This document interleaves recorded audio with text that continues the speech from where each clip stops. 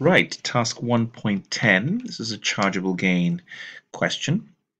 Look at this. This is Esme buys an antique clock in May 2012 for 16,650.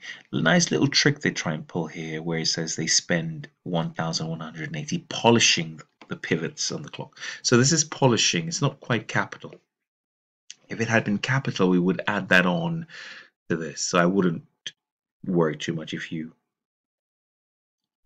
still get marks in principle. And then it's sold for 31,650. So because it's polishing, it's not capital. So repairs would have been put through the expense, put through as an expense straight away. Right now, in terms of indexation, I'll just change my pen color so we can figure that. And of course, because we're dealing from May, we will have 0.147 times the cost, right, in terms of dealing with any indexation, times 16,650. And that brings us to, I'll round that up at 2,448.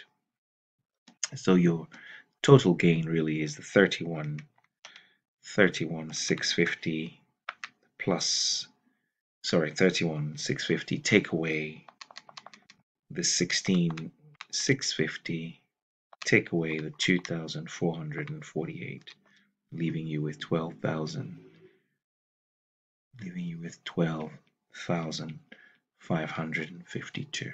Right, that's your gain. Right, so we took away the total cost, right, and we're also allowed to deduct any sort of inflation that's arisen as a result of this. Right, so we know definitely with capital gains and losses, you must use your capital losses in your year against any capital gain. So it's really the net gains that we're dealing with when we deal with capital gains. So this is true. Now this is an interesting question.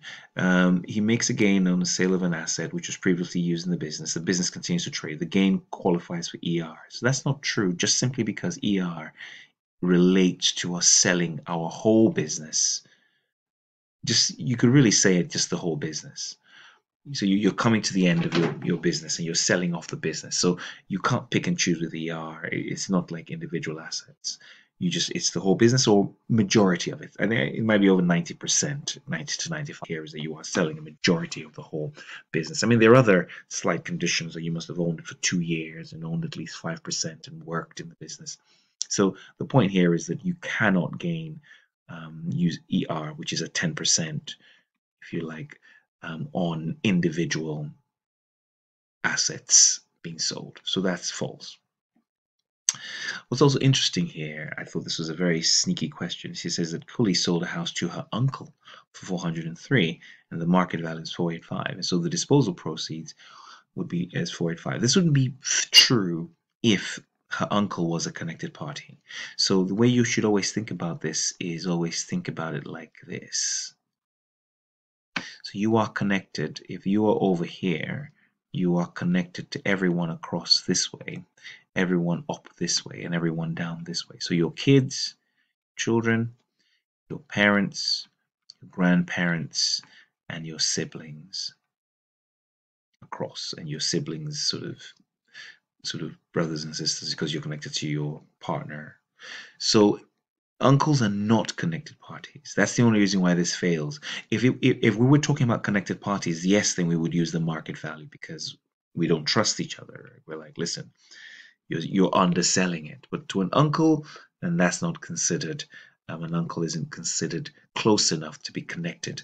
So therefore, this is false, purely because the uncle is not connected. If the uncle was connected, then this would be true. So it says that this idea of rollover relief, let's be very clear. Rollover relief is to encourage the purchase of trading assets, right? So like plant and machinery, and factories, right? Factories. So real buildings and plants, things that continue to appreciate, but they are for trading. And offices are simply not qualifying assets. They're just not, right? Because they're not sort of productive that way. right, and that is 1.10.